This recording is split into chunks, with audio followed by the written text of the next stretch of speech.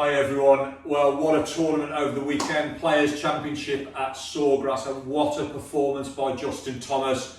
Shooting 64, 68 over the weekend. That would normally get the job done. I think we were all rooting for Westwood, but what a great performance by him also. What really intrigues me is Justin Thomas, 5'9" tall and less than 11.5 stone. And he is up there with the very world's best with driving distance. So how does he do it?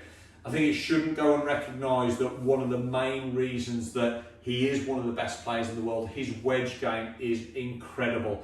And I think he proved that again throughout this tournament. But let's have a look at his full swing, particularly with the driver, and see how he does it. The one thing that I love about JT is that he can really move the ball both ways. And I think he proved that beautifully over the weekend.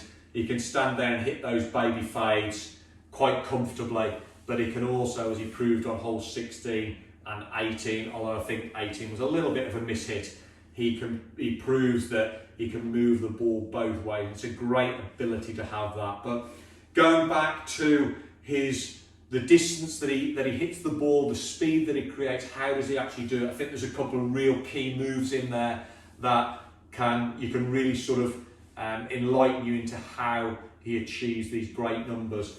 I think first of all, like most of the great players do, he basically keeps the club head nice and wide on the backswing. So you'll really see, if you study JT's swing, how he keeps the hands moving in while the club head stays out. Okay, it's really important move that creates a lot of width in that takeaway, and it's a really important move for the rest of the swing.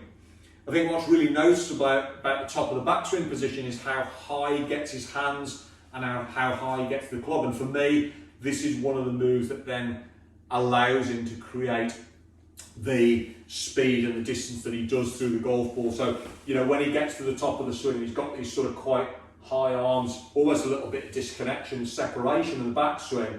When he moves to transition, because he uses the ground so well, the club then shallows. We can see this club obviously going towards where the ball would be a little bit. And what's really intriguing is if you look at his foot action, his right heel is so far off the floor when he's coming into the ball, it's almost that both feet come off the ground.